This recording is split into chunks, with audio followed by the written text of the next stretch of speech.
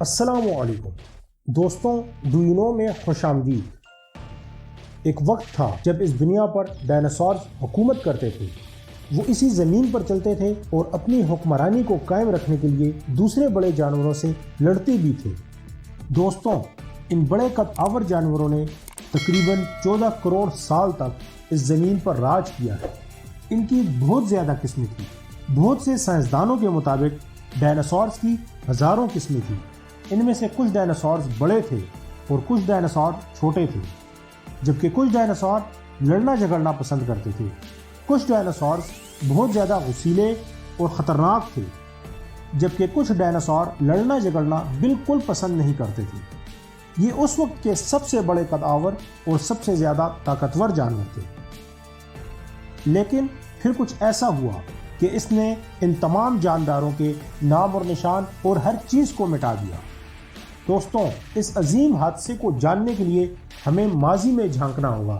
ہمیں کروڑوں سال پیچھے سفر کرنا ہوگا تاکہ ہم اس دن کے قریب جا سکیں، اسے انتہائی قریب سے دیکھ سکیں جس دن ڈائناسور اس دنیا سے مٹ گئے تھے۔ سائنسدانوں کے مطابق آج سے تقریباً 65 ملین سال پہلے کا وہ دن انتہائی خوشگوار دن تھا۔ سورج اپنے جوبن پر چمک رہا تھا، ٹھنڈی ٹھنڈی ہوائیں بھی چل رہی تھی، یعنی کہ ایک پرسکون دن تھا۔ فضا میں ہر طرف ڈائناسورز کی آوازیں بھی تھیں۔ تمام جاندار بڑی خوشی سے اپنی زندگی گزار رہے تھے۔ لیکن قریباً 10 کروڑ سال پہلے ہی اس زمین کی تقدیر لکھی جا چکی تھی۔ اس دن سے تقریباً 10 کروڑ سال پہلے ایک چھوٹا ایسٹرائیڈ کا ٹکڑا جو انتہائی دور سے آ رہا تھا، ہماری زمین سے تقریباً 20 کروڑ میل دور جوپیٹر اور سورج کے گرد ایسٹرائیڈ کے بیلٹ سے ٹکرایا۔ اس ٹکراؤ سے اتنے بڑے ایسٹرائیڈ کی سمت بدل گئی۔ بیلٹ سے ٹکرانے کے بعد یہ 22 میل فی گھنٹہ کی رفتار سے زمین کی طرف بڑھنے لگا۔ یہ ایسٹرائیڈ جب زمین سے تقریباً 3,84,000 کلومیٹر دور تھا، اس وقت اگر یہ چاند سے ٹکرا جاتا تو شاید آج اس زمین پر ڈائناسور زندہ ہوتے، لیکن یہ پتھر چاند کے انتہائی قریب سے گزرتے ہوئے زمین سے آ ٹکرایا۔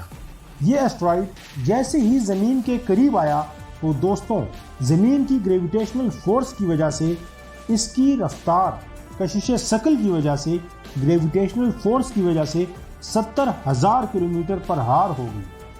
اچانک اتنی زیادہ سپیڈ بڑھ جانے کی وجہ سے یہ آگ کی طرح سرخ ہو گیا۔ یہ اتنی زیادہ رفتار سے زمین کی طرف بڑھ رہا تھا کہ اس نے صرف 4 منٹ میں بحر اوقیانوس کو پار کر لیا۔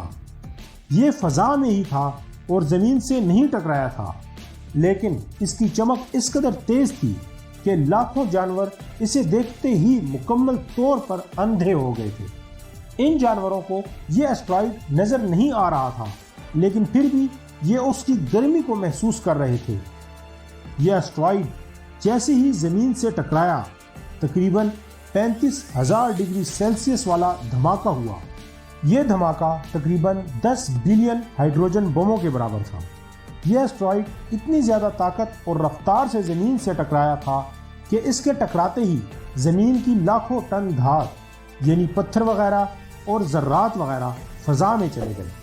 اس ٹکراؤ والی جگہ پر 180 کلومیٹر چوڑا اور 20 کلومیٹر گہرا کھڈا بن گیا۔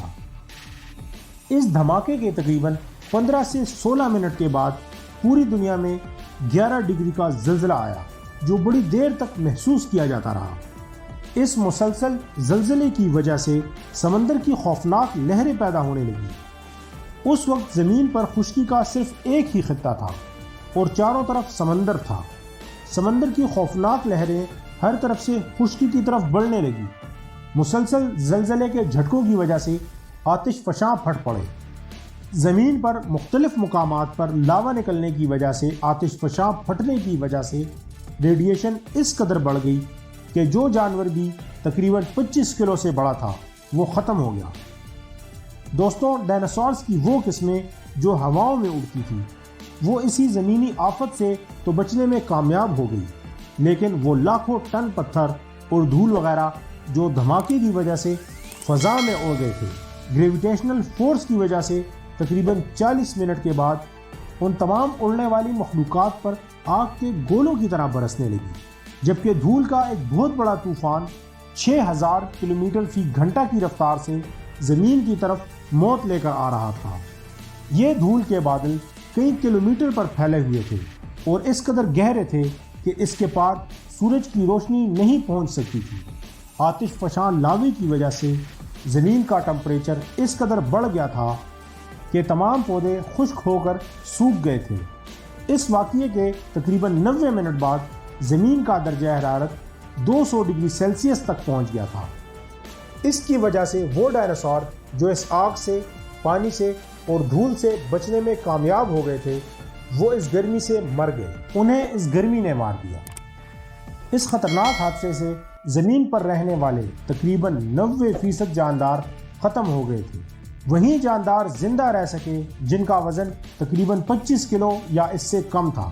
اس کی وجہ یہ تھی کہ زمین پر تمام جاندار مر چکے تھے اور پودے بھی ختم ہو چکے تھے۔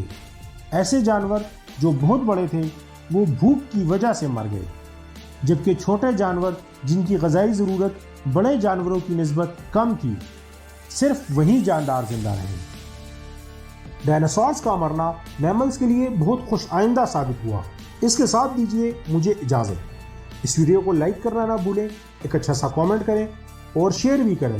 اگر آپ نے ابھی تک ہمارا چینل سبسکرائب نہیں کیا تو ہمارے چینل کو سبسکرائب بھی کر لیں اور بیل آئیکن کے بٹن کو ضرور دبائیں تاکہ ہماری ہر آنے والی ویڈیو آپ کو ملتی رہے۔